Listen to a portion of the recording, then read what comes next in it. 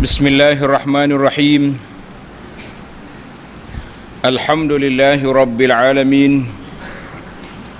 Wassalatu wassalamu ala rasuli rabbil alamin. Nabiyyina wa habibina wa qudwatina Muhammad ibn Abdullah wa ala alihi wa sahbihi wa man walah, amma ba'du. Muslimin dan muslimat, para jemaah, para pelajar sekalian, Assalamualaikum warahmatullahi wabarakatuh.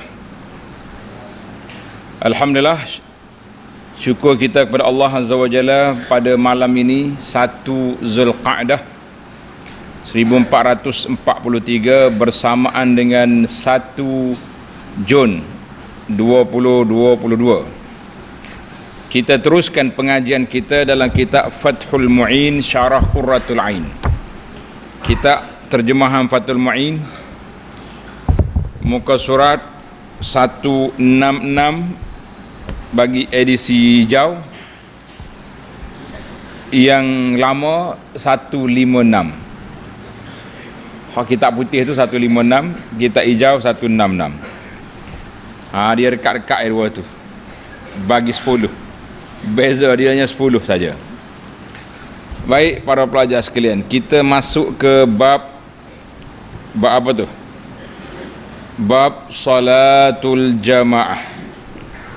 Kita nak bincang hari ni tentang salatul jamaah. Solat jamaah ni di antara solat yang besar kedudukannya, dan dia menjadi peranan besar. Dalam kitab kita ni kita akan bincang 25 hikmah salatul jamaah. Tengok kita ada berapa? 25 hikmat salatul jamaah. Jadi para pelajar kena tanda, tulis molek-molek di mana ke 25 itu kita akan cari, insya-Allah.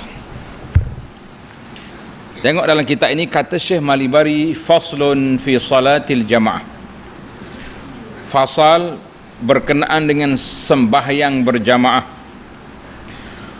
Salatul jamaati fi ada'in maktubatin sunnatun muakkadatun. Sembahyang berjamaah ini disyariatkan di kota Madinah. Madinah di manakah permulaan salatul jamaah? Di Madinah. Sebab apa di Madinah? Kenapa?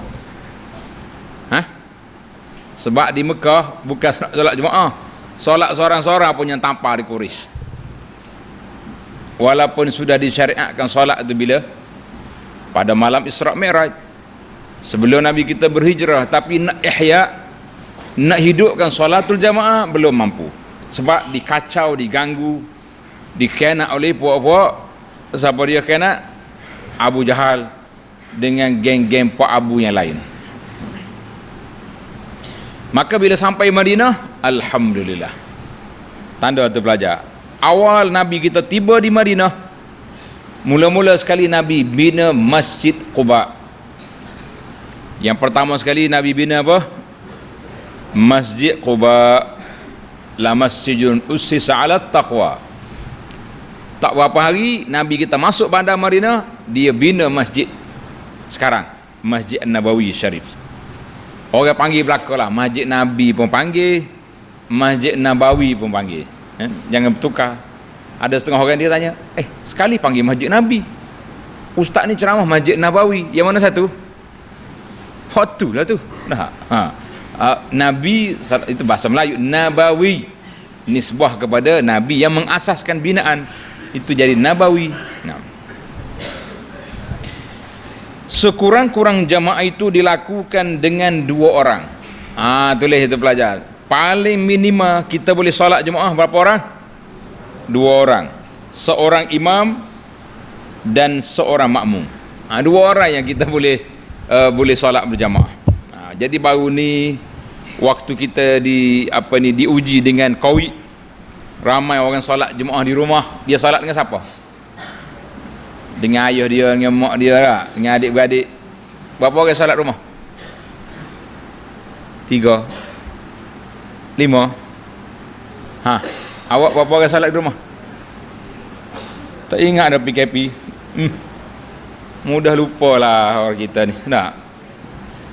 Tanda itu paling kurang, paling minimal kita boleh solat jemaah berapa orang? Dua orang.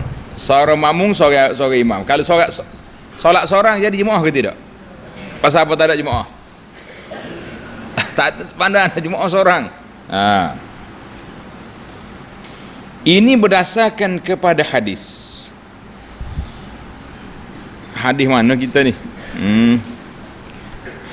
Berdasarkan kepada hadis yang ada ni,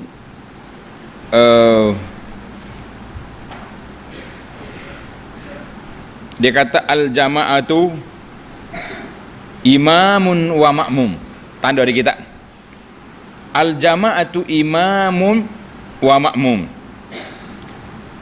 Bermula jemaah itu boleh lakukan dengan seorang imam dan seorang makmum. Kamu tanda situ.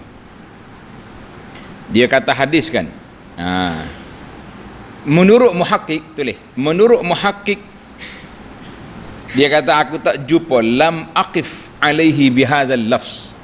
Aku tak jumpa hadis lagu ni. Al-imamu al-jama'atu imam wa makmum. Tak ada hadis macam ni dalam kita hadis. Ini muhakkik kata. Anak sendiri anak tak cari. Kita berdasarkan kepada apa yang disebut di sini. Nah, tapi ada lafaz lain. Tulis lafaz lain. Diriwayatkan Nabi kita bersabda, isnani fama fawquhuma jamaah. Isnan, dua orang dan lebih lagi, maka dia dijamaah. Tulis itu. Hadis ini diriwayat oleh Ibnu Majah, tapi sanad dia dhaif. Lemah. Ada ke yang sahih? Ada. Yang sahihnya ada hadis yang diriwayat oleh Imam Al-Bukhari daripada Malik bin Huwairis, iza hadaratis salah, apabila masuknya waktu salat, fa'azzin,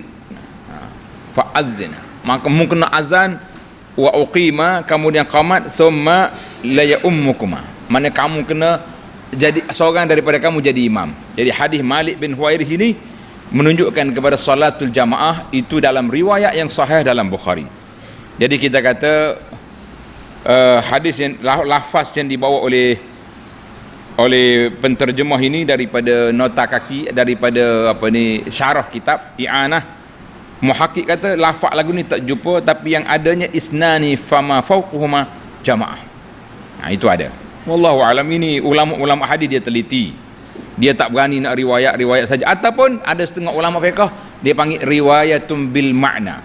Dia riwayat dengan makna. Ada juga macam tu, riwayat bil makna. Baik, kita pergi kepada perbahasan seterusnya.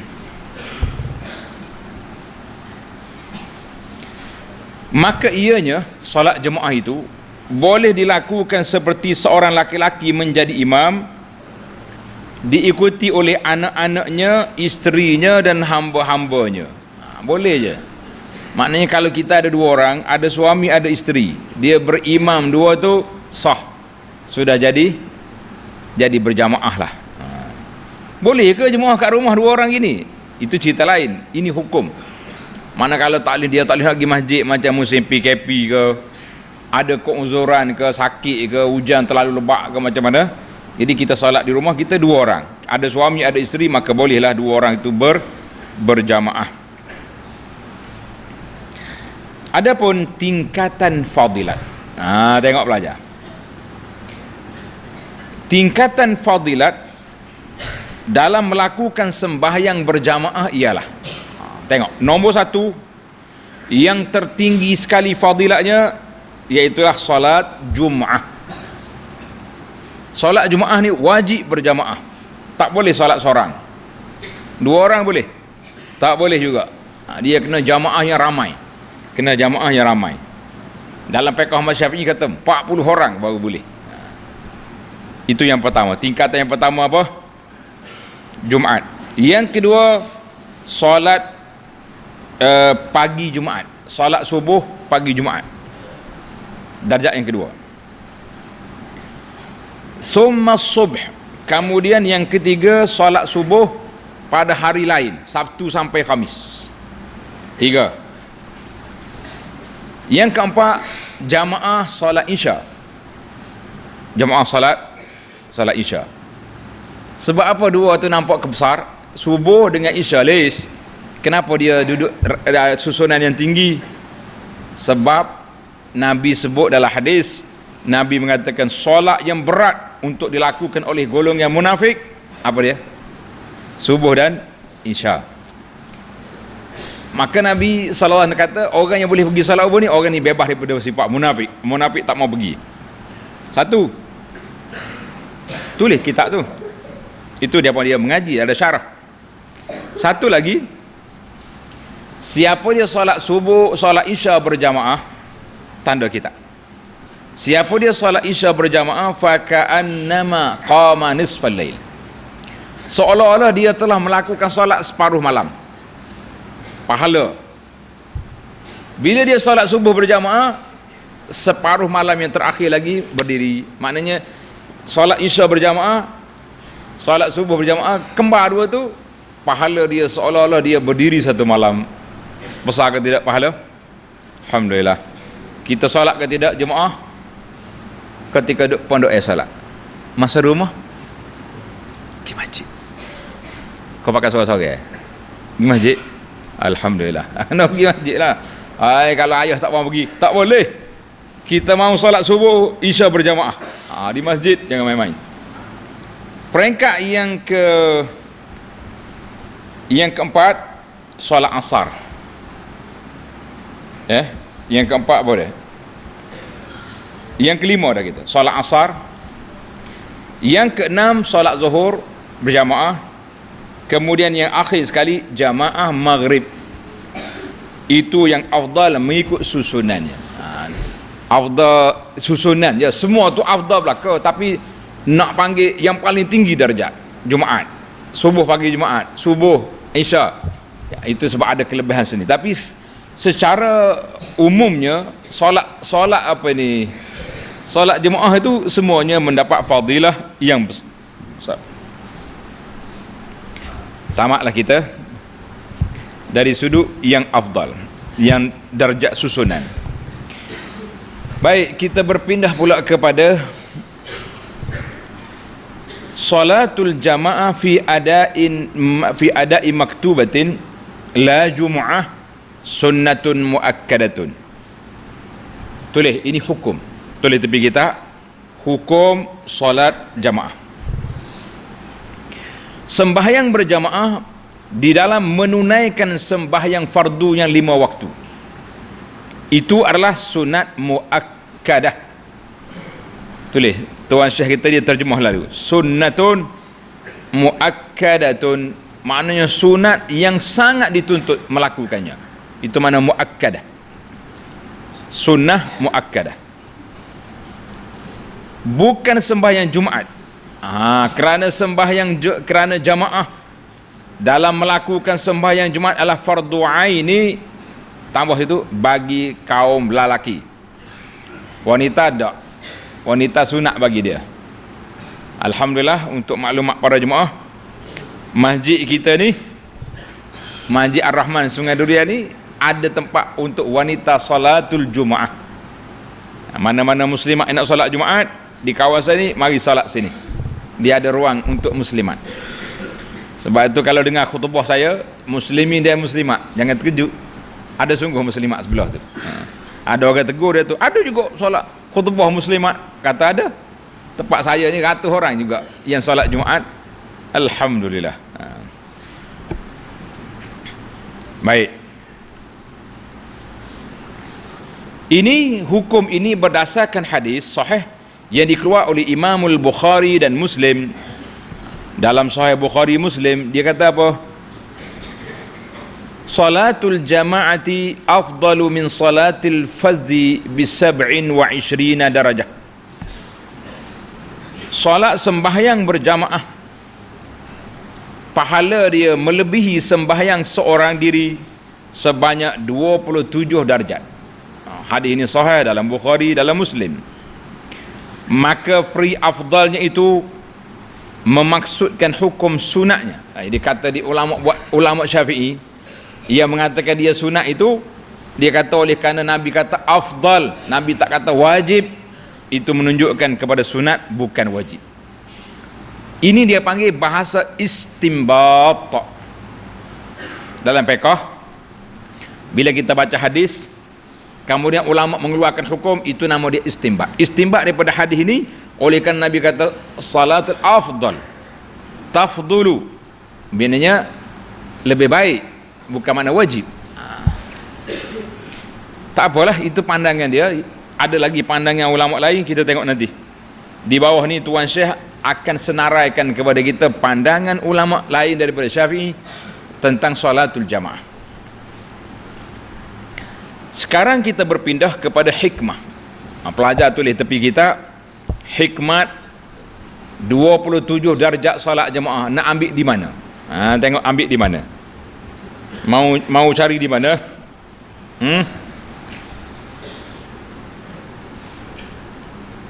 Hikmat kelebihan dengan 27 darjat itu memaksudkan bahawa dalam sembahyang berjamaah itu ada faedah-faedah yang melebihi sembahyang seorang diri dengan bilangan sedemikian itu. Maka Tuan Syekh kita cuba mengorek, membongkar, mencari di manakah nak dapat 27. Ini dalam kitab siapa ni?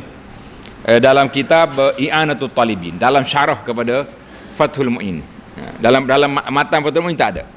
Tuan Syekh tak sebut, tapi dalam syarah. Jadi oleh kerana penterjemah ni sebut dan dia juga agak menarik, maka kita baca. Kalau benda tak menarik, kita tak baca. Kita tanda pelajar ingat.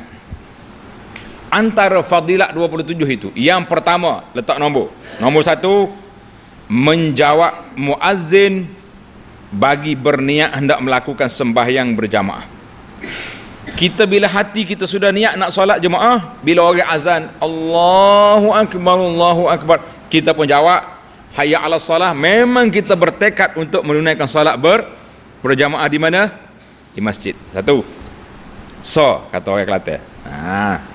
Yang kedua, nombor 2, pergi pada awal waktu.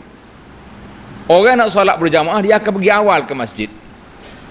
Kecuali ada masyaqqah, sakit perut ke, ada kerja yang tak selesai ke, yang terpaksa kena tangguh, itu cerita lain.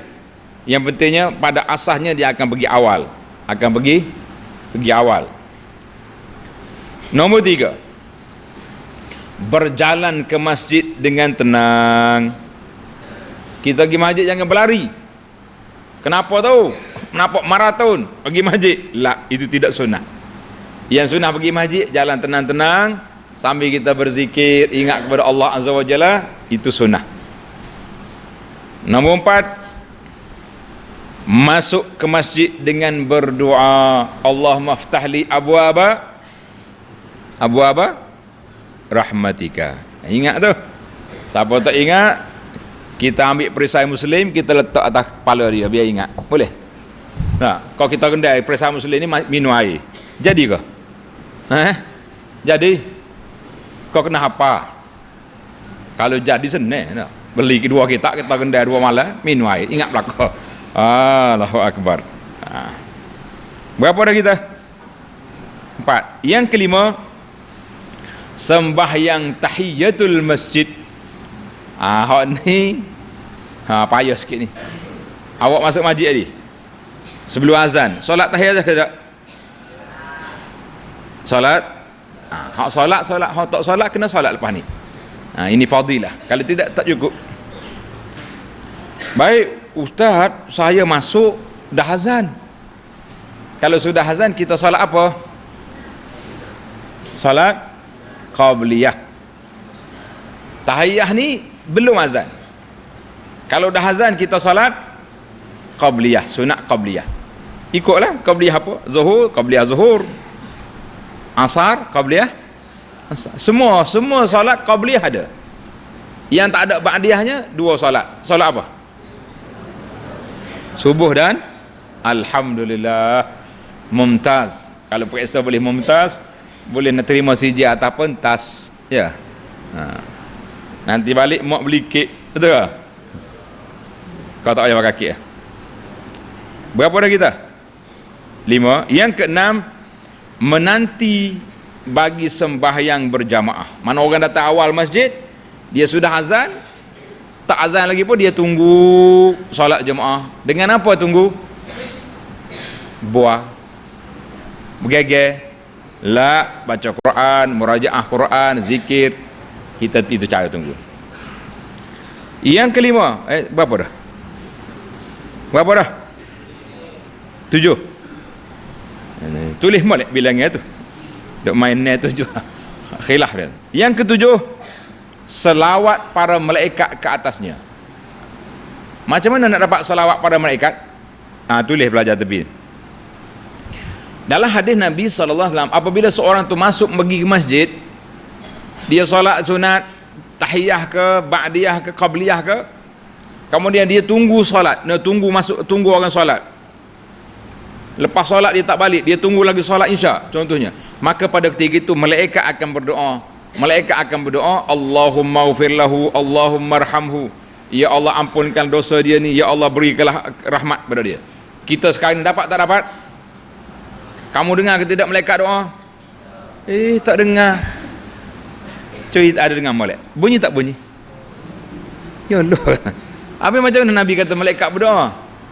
Malaikat tu alam lain, dia makhluk lain. Kalau dia bunyi tak boleh mengajar kita bunyi Allahumma fillahu Allahumma arhamhu.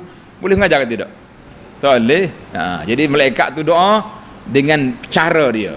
Malaikat dia tak gegar. Hak duk gegar ni puak kita ni tak. Berapa dah kita? 7. Yang ke-8, penyaksian para malaikat baginya. Malaikat menyaksikan kita ada. Kan dalam hadis Nabi sebut sallallahu alaihi wasallam bagi tahu malaikat ni ada 2 shift. 2 shift. Malaikat hak jaga malam dia turun subuh. Subuh dia naik. Malaikat siang dia turun subuh, dia naik asar. Dia bagi laporan kepada Allah Taala, dia kata aku turun nak ambil tugas tadi dia duduk solat. Aku naik habis tugas asar dia solat. Suka tak suka kita dapat penyaksian daripada malaikat? Suka, amari masjid, jangan tak pergi. Yang ke-9, menjawab iqamat. Bila orang iqamat Allahu Akbar, qamat salat kita berjawab. Kita dah belajar dalam kitab Al-Azkar, jawab azan, jawab iqamat. Alhamdulillah, buka balik azkar. Yang ke-10, selamat daripada syaitan. Syaitan ni bila dengar azan dia lari sampai terketung. Waktu awak nak mari masjid tadi, orang azan bunyi duk ketung jalan. Habis Nabi kata terketung syaitan ni. Syaitan tu macam malaikat jugalah, kita tak dengar bahasa dia. Tapi dia lari ketung. Jangan pula esok bunyi patut bang pun. Jangan kacau gitu. Jangan, ini interaksi kita benda alam gaib. Kita percaya apa yang disampaikan oleh Nabi sallallahu alaihi wasallam. Jangan duk rekod sendiri. Itu dia panggil panglipu lara, nama dia gitu. Sekarang ni banyak penceramah kita lebih pada panglipu lara. Tahu? Panglipu lara ni dia cerita si hadis sikit tau. Dia saruh cerita tu pelik-pelik mari. Itu jangan dengar, jangan. Kamu jangan jadi panglipu lara agama. Nak jadi pelawak jenaka lain cerita. Tapi dalam agama ni kena ada fakta, kena ada dalil yang jelas, jangan duk rekod-rekod cerita sendiri. Berapa dah kita? Yang ke-11, berdiri menanti takbiratul ihram imam. Bila orang qamat kita berdiri tunggu imam takbiratul ihram. Yang ke-12, mendapat takbiratul ihram. Orang yang dapat takbiratul ihram besar kelebihan dia. Takbiratul ihram sekali dengan imam. Dalam hadis yang sahih Nabi kata apa? Siapa dia solat 40 waktu, 40 hari, la tafutuhu, tak terlepas daripada takbiratul ihram, Allah Ta'ala akan tulis dia 2 kelepasan. Yang pertama, bebas daripada neraka. Yang kedua, bebas daripada sifat munafik. Orang pergi awal masjid, jangan terlepas takbiratul ihram. Ni kita pergi awal masjid. Nah, awal dah pergi masjid tapi waktu orang nak takbiratul ihram dia duk buat lagi tangga masjid. Rugi saja. Rugi tak rugi awal? Sedap kata kau orang. Yang ke-13, menyamakan saf. Nabi kita bagi fadilah besar, istau i'tadilu, samakan saf. Yang ke-14, memenuhkan ruang-ruang kosong dalam saf. Kalau saf tu kosong, kita naik betul saf sama. Yang ke-15, menjawab doa imam, perkataannya sewaktu imam kata Sami Allahu liman hamidah, jawab Rabbana lakal hamdu, jawab. Yang ke-16, aman daripada lalai atau terlupa. Betul ke tidak? Sebab diperingatkan oleh amalan para orang lain. Kita kalau terlupa, kalau kita salat seorang tak ingat berapa rakaat akhirnya digaruk kepala, astagfirullah, salat mula 4 kali semaya tak sudah lagi. Tapi kalau kita salat jemaah, kita yakin, sebab kalau kita terlupa, orang sebelah lupa ke tidak? Tak lupa. Orang sebelah lupa juga, orang lain ni tak lupa, insya-Allah. Jadi ada orang tegur. Itu dia panggil kelebihan salatul jamaah. Sebab apa? Sebab ada yang akan menegur, akan ada orang yang memperingatkan. Yang ke-17, menyedarkan imam bila ianya terlupa. Ada kalanya imam lupa, kita boleh kata subhanallah. Boleh? Kalau kita lupa juga. Ni takut hari ni. Imam lupa, kita pun lupa juga. Bila ingat waktu duduk buat kedai kopi, aku rasa tu imam tu lupa tadi, aku rasa. Orang tegur imam ni waktu solat tu bukan dia duduk buat kedai kopi tu. Yang ke-18, berhasilnya khusyuk dan selamat daripada lalai. Ini 18. Betul 18? Selamat daripada lalai. Maknanya kita insya-Allah dengan kita solat ramai-ramai tu kita akan jadi khusyuk insya-Allah. Yang ke-19, memperbaikkan gerak-geri dan perbuatan solat. Kita tak gopoh kapal lah sebab kita ikut orang. Allahu Akbar, tenang. Sami Allah liman hamid. Tapi kalau maya sore Allah Akbar, sami Allah, tahu ke apa tak? Baca Fatihah senapah je dia baca. Jangan. Yang ke-20, tulis 20, dilitupi oleh para malaikat. Malaikat ada sekali dengan kita, alhamdulillah. 21, menjadi terbiasa dengan tajwid Al-Quran. Tu email kita baca molek tajwid, kita pun belajar juga tajwid, kan? Jangan duduk baca tak tu pasal. Yang ke-22, mempelajari rukun-rukun dan sunat-sunat ab'ad. Kita kena ikutlah rukun dia, sunat dia, ikut imam. Yang ke-23, menzahirkan syiar Islam. Bila kita solat, lagi ramai orang solat jemaah, lagi tinggi darjat masyarakat kampung itu. Orang kata, oh hebat kampung ni, mantap umat Islam di sini. Sebab apa? Sebab solat jemaah dia ramai. Bila solat jemaah tak ramai, kampung tu orang panggil kampung apa? Kampung orang lara di sini. Orang ramai, solat tak ramai. Ana pergi sebuah surau, semaya subuh, kita solat 5 orang. Bangunan besar-besar keliling. Ana pun tanya imam, Ustaz, penduduk warga bangunan ni keliling ni surau ni berapa? Dia kata 800 pintu keluarga. 800 keluarga. Islam belaka? Islam. Hak solat subuh ada 5 orang, tak siapa 1%. Tinggi ke tak tinggi? Kalau 8 orang boleh tak ada 1%. 5 orang. Masuklah pakcik Bangla seorang nyapu siapa dulu semayan. Jadi kalau tolak dia, kita hok musafir. Tolak kita tinggal 2 orang kampung. Ya salam, apa nak buat? Hai berat. Ini berat kita tak? Berapa dah kita? Macam mana nak zahirkan syiar Islam kalau tak kuat? Sekarang ni terzahirnya syiar Islam bila masyarakat Islam tu di kampung itu solat jemaah ramai, lagi kuat syiar. 24, memaksa tunduk syaitan dengan berhimpunan melakukan ibadat. Jadi syaitan akan tunduk pada kita. Sebab apa dia tunduk? Sebab dia rasa kalah. Dia dulu angkuh tak mau sujud pada Allah, kepada Adam, yang menyebabkan dia terpelanting keluar daripada syurga. Kita orang beriman yang taat kepada Allah, semua kita sujud ramai-ramai, syaitan akan kalah. 25, bekerjasama dalam ketaatan. Jadi kita ramai-ramai kerjasama dalam taat kepada Allah Azza wa Jalla. 20 berapa dah? 25, 26. Menjadi cergas orang yang pemalas. Betul tak? Bila kita solat jemaah ni, kita rasa letih, tak bermaya, tapi rasa aktif balik. Sebab apa aktif? Kenapa? Sebab kita rasa semangat ramai-ramai solat. Alhamdulillah.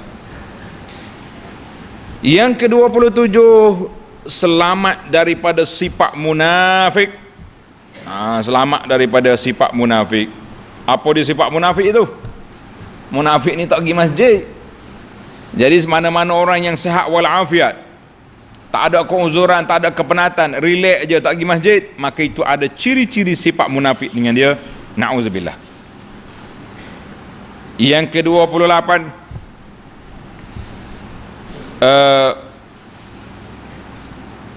boleh menyebabkan ianya terkena buruk sangka, jahat sangkaan orang bahawa ia tak sembahyang. Dia tu sembahyang ke dok? Setakat kita duduk di kampung ni, tak tengok lagi dia di masjid. Jadi bila dia tak pergi masjid, orang boleh menyangka, buruk sangka dia ni tak solat. Takkan kita nak gitar dalam rumah dia? Tak. Waktu solat saya nak pergi mengintai dalam rumah dia. Boleh?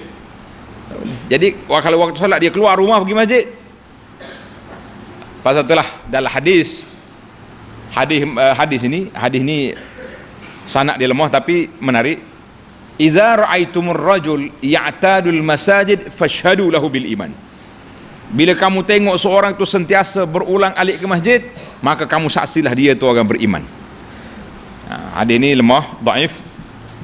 Tapi ada ayat Quran yang kuat. Innama ya'muru masajidallah man amana billah. Orang yang memakmurkan rumah Allah itu orang yang beriman kepada Allah Azza wa Jalla. Berapa dah? 28, 29. Menjawab salam imam. Imam assalamualaikum. Mana kita itu sama. Kita berkata assalamualaikum juga. Yang ke-30, mendapat faedah dengan perhimpunan dengan ahli jamaah yang berzikir dan berdoa.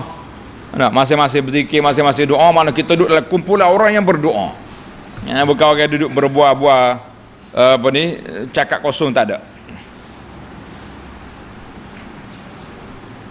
31, dan kembali keberkatan. Jadi dia ni dapat keberkatan daripada Allah Azza wa Jalla. 32, berulang-ulang dari mereka yang kamil atas yang tidak kamil. Apa dia berulang-ulang ni? Maknanya orang yang sempurna, kita yang kurang sempurna, bila kita duduk ramai-ramai, insya-Allah kita ada dapat kesempurnaan dalam ibadat kita. Yang ke-33, mendirikan peraturan kasih sayang antara jiran-jiran. Jiran tetangga yang bagi solat Jumaat ni, dia boleh tengok aku hari-hari tengok, jadi kita ada perasaan cinta, mencintai, kasih, mengasihi. Sebab apa? Sebab kita selalu berkumpul di masjid. Nak pergi rumah dia tunggu raya baru pergi. Dan yang ke-34, berhasilnya tolong menolong dan bertemu sesama mereka dalam masa melakukan sembahyang berjamaah. Kita buat berapa dah kita ukur? 34 dah. Tuan Syekh kata inilah 25 kelebihan yang didapati dalam solat Jumaat. Macam mana kita kira 34? Sebab kita campur kecil-kecil, kita pecah. Dia mungkin dia campur belakang tu. Mungkin dia kata selamat daripada sifat munafik dan menyebabkan ianya membebaskan terkena dari jahat sangka. Satu, tak apalah, yang pentingnya lebih tak apa, jangan kurang. Takut cari tak jumpa. Mana 25? Baru 13 lah. Kalau lebih, yang lebih tu anda tahu. Pelajar-pelajar kena susun balik. Ada yang dia panggil subtopik. Itu dia satukan. Jadi 25. Boleh je nak buat 25. Tapi dah kita kira 34. Dan di dalam sembahyang yang jahar, sembahyang yang imam baca kuat seperti subuh, isya dan maghrib, maka ada dua perkara lagi, iaitu memerhatikan bacaan imam. Itu yang keberapa tu? Yang ke-35 dah. Tulis 35.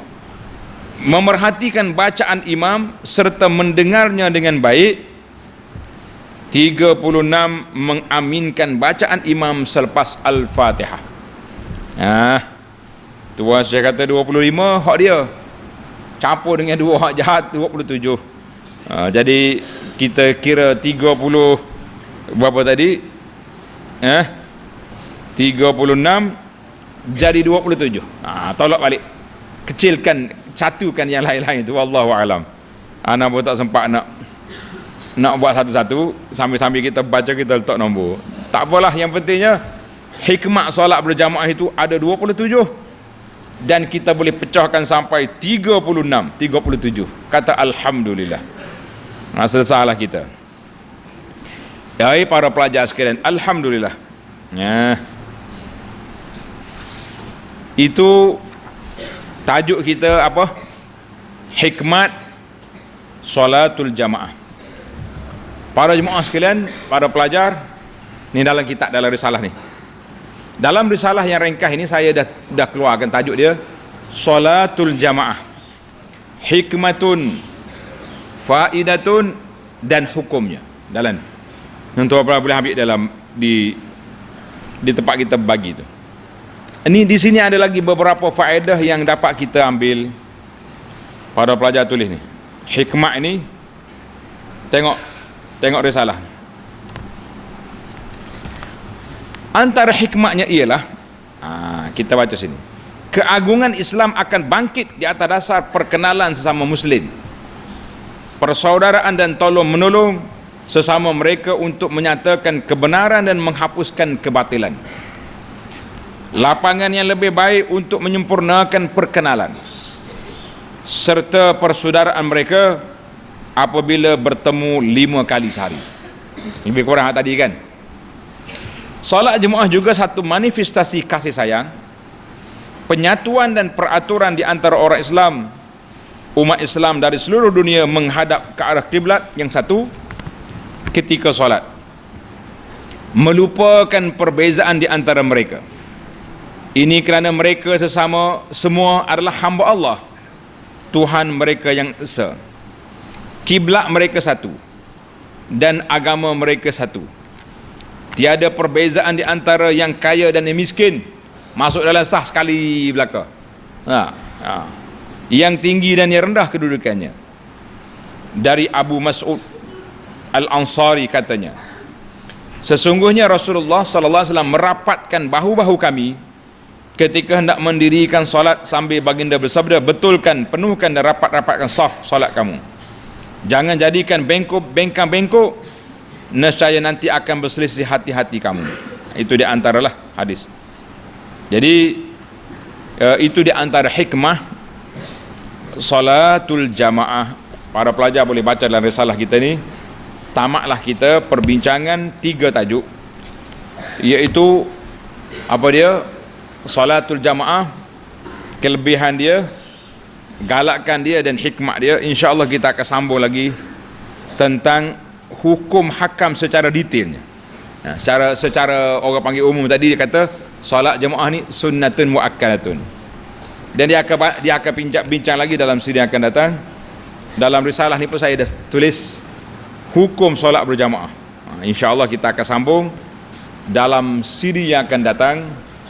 Tanda pelajar, maka keluar dari maksud tunai ialah sembahyang qada, insya-Allah dalam siri yang akan datang. Subhanakallahumma wa bihamdika asyhadu an la ilaha illa anta astaghfiruka wa atubu ilaik. Wa sallallahu ala nabiyyina Muhammadin wa ala alihi wa sahbihi ajma'in walhamdulillahi rabbil alamin. Wassalamu alaikum warahmatullahi wabarakatuh.